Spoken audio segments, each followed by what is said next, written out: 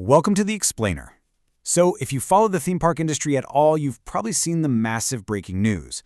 Six Flags Entertainment Corporation, the undisputed giant of regional thrills, just announced a completely shocking 7-park sell-off. We are literally looking at a historic restructuring of one of the most recognizable entertainment brands in North America. But as you'll see, this isn't just a sad story about closing gates. It's actually a highly calculated business strategy designed specifically to find a radically innovative future for the company.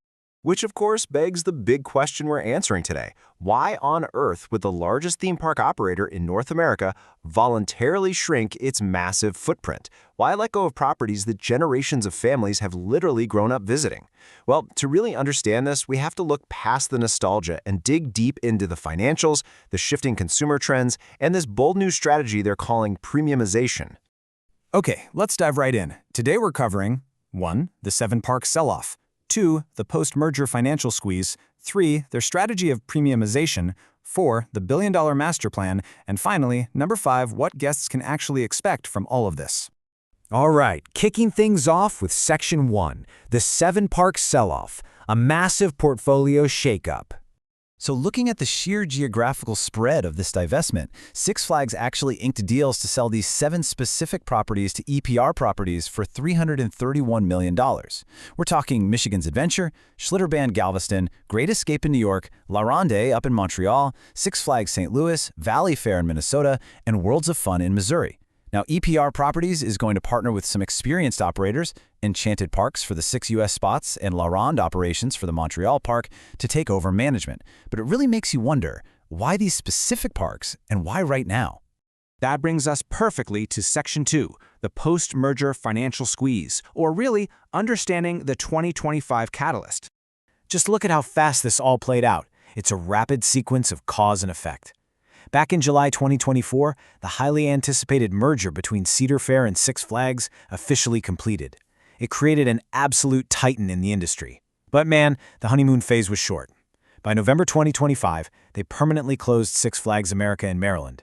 Then in February 2026, the real bombshell dropped, their end-of-year financial report for 2025. And just a few weeks after that, the 7-park sell-off was executed in March 2026. This number right here, this is the dark cloud that was hanging over the newly merged company. $5.1 billion. That is the absolutely staggering debt load the combined Six Flags Entertainment Corporation was carrying at the end of 2025. And stacked on top of that mountain of debt was this devastating figure, a $1.5 billion net loss for the year 2025. Now you might be thinking, didn't they have a ton of guests? They did. They welcomed 47.4 million people. But attendance actually dropped in the fourth quarter. They got hit by bad weather, rising labor costs, and the super expensive upkeep of aging wooden coasters. Basically, this massive loss proved they absolutely could not continue business as usual. It was the ultimate catalyst, requiring them to immediately reallocate capital so they could fund a totally different, innovative path forward. And honestly, this quote hits the nail on the head when it comes to the new leadership's mindset. John Reilly, who took over as CEO in late 2025, made his mission unyielding. He flat-out stated they must use their cash-generating strength and a disciplined capital allocation approach to pay down debt.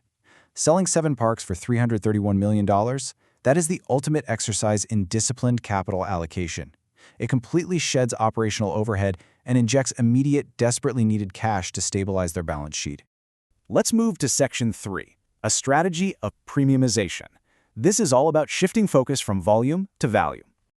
At the core of this transformation is a total paradigm shift. For years, the old Six Flags playbook relied heavily on deeply discounted season passes to drive massive, volume-driven crowds. But the problem was that resulted in a painfully low per capita spend. Guests were only spending an average of $61.90 per visit in 2025. So their new strategy? Premiumization. They want to elevate the guest experience, upgrade dining, and improve technology so much that per capita spending jumps to a record $86.50, which, let's be honest, is easily reached once you buy a premium funnel cake and a souvenir cup. They don't just want more people through the gates, they want people who are willing to spend more money while they're actually there. The crucial point here is understanding where the theme park money actually comes from. Admissions only make up about half of their revenue, 51.1%.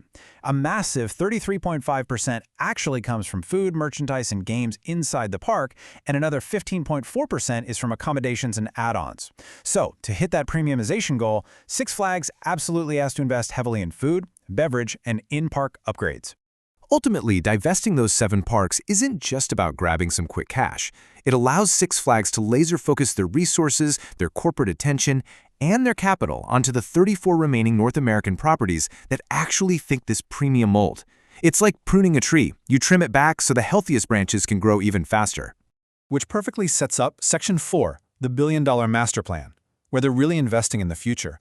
Yeah, they sold those parks for $331 million, but they are simultaneously executing a massive $1 billion capital investment pipeline targeted over the next 2 years for their remaining parks. And just look at what this $1 billion is funding. It is incredibly exciting for the parks that remain. We're talking brand new, record-breaking launch and dive coasters at their flagship locations. There's a dedicated $80 million just for food and beverage upgrades to drive that premiumization strategy we talked about. They're heavily investing in digital concierge and augmented reality gamification, so you aren't just staring at your shoes while you wait in line. Plus, they're making a crucial pivot toward indoor and shaded attractions to make the parks more resilient against extreme weather, all while heavily integrating their exclusive DC Comics and Looney Tunes properties. And running parallel to all this domestic investment is a really smart strategy called asset-light licensing. Basically, Six Flags is expanding globally. Most notably, they just signed a management agreement for Six Flags Qiddiya City and the Akarabia Water Park in Saudi Arabia. This is brilliant because it allows them to capture high-margin royalty revenues internationally without taking on the heavy capital expenditure and the debt of actually building the parks themselves. Okay, finally, Section 5, what guests can expect and the immediate impact on your visit. The really good news here is that the transition plan is designed to be completely seamless for us parkgoers. Step 1, all 7 of those sold parks will continue normal operations through the entire 2026 season. Step 2, all your 2026 season passes, including those multi-park access privileges to other Six Flags properties, are going to be fully honored. And Step 3, EPR Properties gets to retain the Six Flags branding through the end of 2026, meaning you'll see the exact same signs, names, and ride lineups you expect this year. And for those of you with active, reoccurring memberships tied to one of the sold parks, Six Flags is offering total flexibility. You can cancel your membership entirely penalty-free once the sale completes, or you can cancel and re-enroll in a new membership at any of the 34 remaining Six Flags home parks. They're making sure their loyal guests aren't just left in the dark during this whole corporate handover. Which brings us to our final thought for today. Six Flags is literally betting its entire legacy on a less is more strategy. By selling off those 7 properties, they've bought themselves the cash and honestly the focus to pour $1 billion into creating premium, highly innovative experiences at their core parks. So will shrinking their geographic footprint be the bold maneuver that ultimately secures an innovative future for the new Six Flags Entertainment Corporation? It is a huge, high-stakes gamble on quality over quantity, and you better believe the entire industry is watching closely. Thanks so much for joining me on this explainer, and we'll see you next time.